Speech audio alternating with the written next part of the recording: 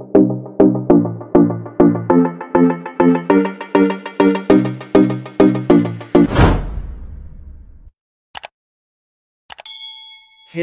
Welcome to my channel. Huwag kalilimutan mag-subscribe, mag-likes at mag-share para updated kayo sa i-upload kong mga videos. Magaganda ang i-upload kong mga videos dahil ito ay informative, educational and interesting to watch. Nakakamangha at madaling maunawaan ng lahat.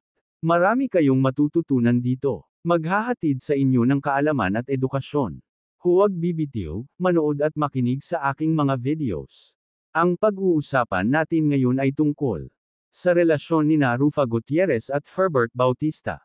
Totoo bang may namamagitang relasyon sina Rufa at Herbert? Ayon mismo kay Rufa, inamin ng actress na si Rufa Gutierrez na mayroon silang relasyon ni Herbert Bautista. Kinumpirma ni Rufa Gutierrez ang kanyang relasyon kay actor-politician Herbert Bautista. Sinabi ni Gutierrez na seryoso ang kanilang relasyon ni Bautista subalit mas pinipili nila na maging pribado ito. Ayon kay Rufa na sa kanilang unang date, inanyayahan din ni Herbert ang kanyang dalawang anak na sina Venice at Lorene na sobra niyang hinangaan.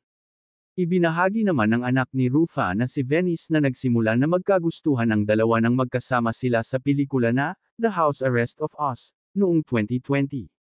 Aprobado naman ang dalawang anak ni Rufa kay Bautista dahil sa mabait siya at masaya sila para sa kanilang ina sa kanyang relasyon ngayon. Sa isang pakikipanayam kay Karen Davila ng ABS-CBN, tinanong ang kanyang mga anak na babae ni Rufa na sina Lorene at Venice tungkol sa nais nila para sa kanilang ina pagtungkol buhay sa pag-ibig nito. "I don't want anything specific for her. I want her to be happy and whatever that looks like.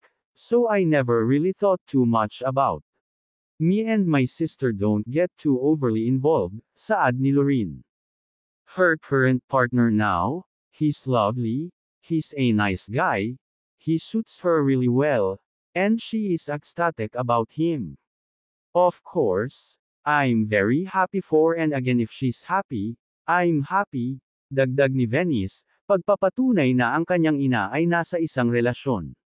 Si Gutierrez ay nalilito ng tanungin tungkol sa estado ng relasyon nila ni Bautista, na nagsasabi, "It's always serious. I think now it's just better that a quiet personal life leads to more happiness. I'll never go into a relationship that's not serious. I'm always the serious type. I think now it's just better that a quiet personal life leads to more happiness. I'll never go into a relationship that's not serious. I'm always the serious type," pahayag ng aktres na may paglalarawan ng kanyang relasyon sa dating politiko.